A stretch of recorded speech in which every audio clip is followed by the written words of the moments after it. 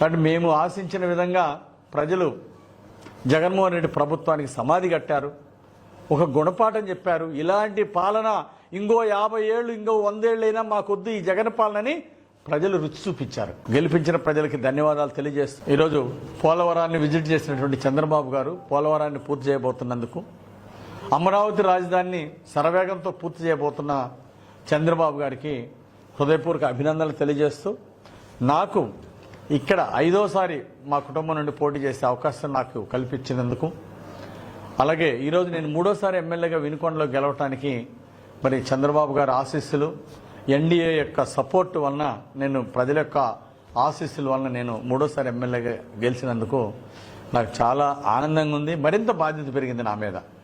నేనేమైతే కమిట్మెంట్లు ఇచ్చానో అంచెలంచెలుగా రాష్ట్ర ప్రభుత్వం నుండి నిధులు తీసుకొచ్చి ఖచ్చితంగా అనుకున్న ప్రణాళికని ఈ 5 సంవత్సరాల్లో ఒకదాని తర్వాత ఒకటి మొత్తం ఇచ్చిన కమిట్మెంట్లన్నీ ప్రజలకు ఇచ్చిన మాట నిలబెట్టుకుంటా. ఇంటికి జగన్మోహన్ రెడ్డి గారి ప్యాలెస్కి, తాడేపల్లి ప్యాలెస్కి ప్రభుత్వం డబ్బులు ఖర్చు పెట్టుకున్నాడు. ఫర్నిచరు ఆ హౌస్లో కట్టడాలకి ఇష్టారాజ్యంగా ఎడాపడంగా ప్రజాధనాన్ని, ప్రజల సొమ్ముని దుర్వినియోగం చేశాడు జగన్మోహన్ రెడ్డి. ఆ రోజు మరి కోడెల శివప్రసాద్ గారు మా దగ్గర ఇట్లా ఫర్నిచర్ ఉంది, ఇది తీసుకెళ్ళండి అని ప్రభుత్వానికి లెటర్ రాశాను.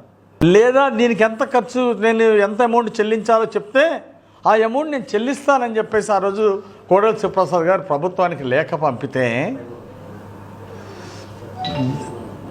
దాన్ని కన్సిడర్ చేయకుండా కేసు పెట్టించి ఎంతో మానసికంగా హింసించారు కోడెల గారిని.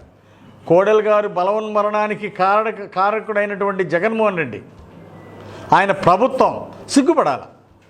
ఈరోజు మీరు 45 కోట్లు ఖర్చు పెట్టుకొని ఫర్నిచర్ అంతా కూడా మీ దగ్గర ఉంచుకుంటే ఈరోజు మీ మీద ఏ కేసులు పెట్టాలో చెప్పండి, ఈరోజు మీ మీద ఏ చట్టాలు వర్తిస్తే చెప్పండి మీరే. ఆ రోజు కోడెల గారి మీద పెట్టిన చట్టాలు మీకు వర్తించవా? కనీసం ఆ రోజు కోడెల గారు లెటర్ రాశారు ఈ ఫర్నిచర్ తీసుకెళ్ళమని. లేదా నేను ఎంత కట్టాలో చెప్పండి, నేను చెల్లిస్తానన్నారు. కానీ ఈరోజు జగన్మోహన్ రెడ్డికి ఆ సంస్కారం కూడా లేకపోవడం చాలా బాగా. ఈరోజు ప్రజలు కోరుకుంటున్నారు, జగన్మోహన్ రెడ్డి ఈరోజు ప్రభుత్వ ఆస్తులు, ప్రజల సొమ్ముని దుర్వినియోగం చేశాడు కాబట్టి ఆ రోజు కోడెల గారి మీద పెట్టిన కేసుల్ని ఈరోజు జగన్ మీద పెట్టాలని ప్రజలు కోరుకుంటున్నారు. ఏం సమాధానం చెప్తాడు ఈ ముఖ్యమంత్రి జగన్మోహన్ రెడ్డి? శిక్షించాల్సిన అవసరం ఉంది. ఈరోజు జగన్మోహన్ రెడ్డి అన్యాయంగా ప్రభుత్వ డబ్బుని దుర్వినియోగం చేసినందుకు ప్రభుత్వ